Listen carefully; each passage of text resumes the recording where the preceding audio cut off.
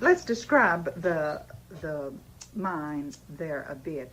As I understand it, this was not the one that the Nipissing Mining Company mined from, was it? Was this the old Shaft. shaft? This was not really a mine. This was actually just a shaft. It At one caved in time, or they had something? mined from a different location into this. Am I correct, sir? Uh, from what I have been, my father-in-law is a federal mine, worked for the coal mines in West Virginia. He was a foreman for 45 years. Uh, what he explained to me that this was a shaft that actually these drifts that come off from the sides were where the actual mining was taking place. This was only a shaft to bring air into the mine. Ah, I see. Now, what happened with this mine, this hole here was the original hole that they dug for an air shaft. This was hand dug. And later on, they tapped other shafts into it. But what happened, they left this was crisscross beamed, which was, you don't even see anymore. The beams in a mine to hold it up are braced around the walls and down the walls in a square shape.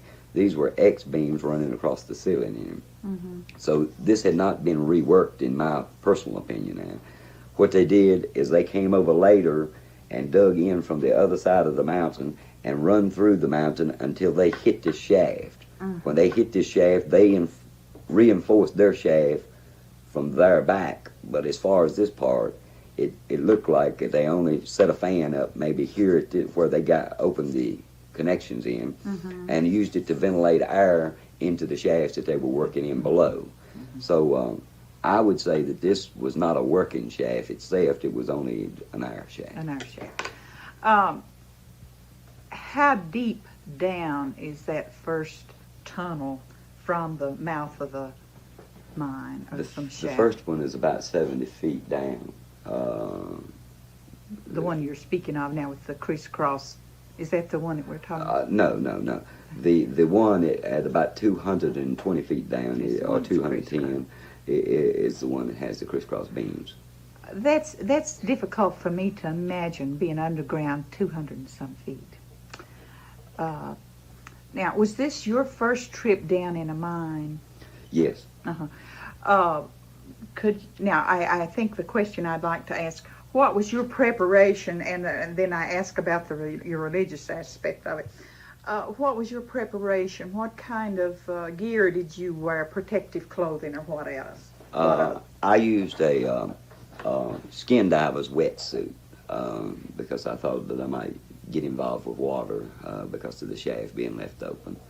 I wore a Scott air pack, which is used by your fire departments as a breathing apparatus, and a positive pressure face mask. So in the event of any gases, explosive gases or endangered gases or foul air, that I would not get any of this in me because according to the people that I had talked to, it only takes about 2 breaths of this deadly gas, and then they would have had another one down. So we used I used a tree saddle, which many years ago, other than being a singer every now and then you have to go to work, I was a tree expert, and I had knowledge with working ropes and tree harnesses, and I thought that a tree harness would be a good way to be able to set and use it comfortably and safely. And the sheriff and all of them got together and made sure that the right equipment was available. It took a few days to get it together because we had to have so many things. And we also took a special gas meter that would tell you the oxygen supply, if any, or how much gas, or if there's any foul areas to run into. Well, when you started down, now you said you were confident, and you'd written a song about Gamboa, and you were confident you were going to find someone. What was your feelings as you were going down? Was it at all like you had pictured in your mind? Well, yes, it was, and no. Yes, it looked the way that I was picturing it to look. But as going down, things I don't know, your mind plays tricks on you. I could see where Paul on the road to Damascus thought things was really being strange in his life. We lose faith. Even I was I was slack on faith as I went down the first time. I panicked a little bit. I wanted to see daylight again. I didn't want to die. Then I had to talk it over with myself again, and the thing was that I said, you know, if this is my time, you know, this is a good way to go, and I'd rather go trying to do something on the just cause. And the more that I tried to convince myself, the easier it got, which the fear never left my mind. Even once I walked in, and it took me, I think, 4 trips down before I actually walked on the bottom.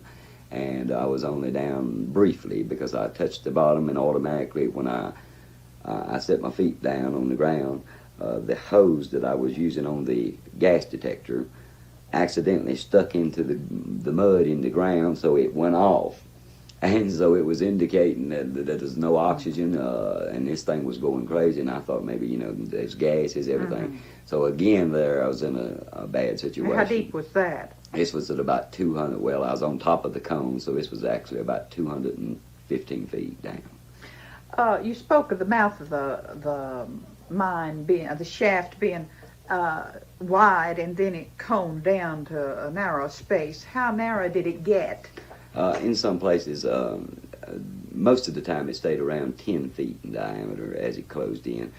Some of the places it would close into about 7.5 feet in diameter.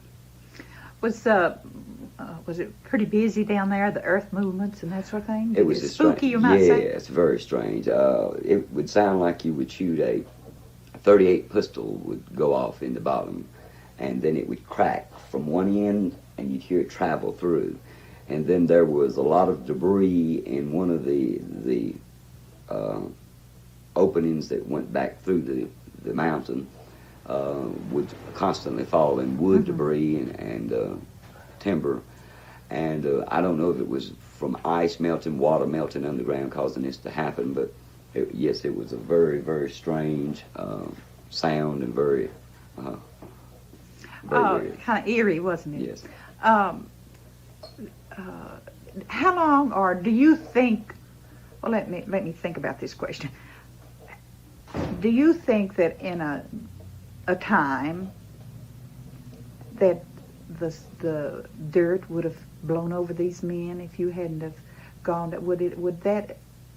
Could that have happened? Yes, both bodies were partially. Well, Tommy Foster's body was completely covered except for one leg sticking up. Oh, really? Yeah. And Lonnie Gamboa was partially covered.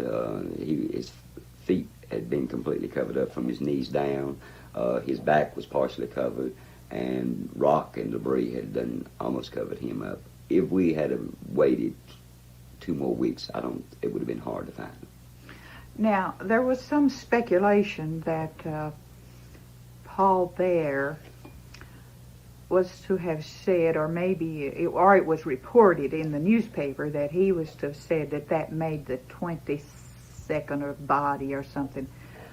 If you don't want to express your thoughts, or however you want to handle this question, could there be these 20-some bodies that were reported or speculated that they could be down? Would you want to speculate on that? Well, yes, I'd say that anything's possible when you're dealing with the kind of people that would do that. Would do this, right.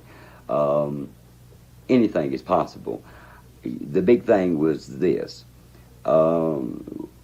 Our particular efforts were to find out if there was a Lonnie Gamboa, a Tommy Foster, and possibly a girl victim. We were looking for 3 victims. We found 2 of those victims and immediately found the 3rd alive. Mm-hmm. The sheriff's department did.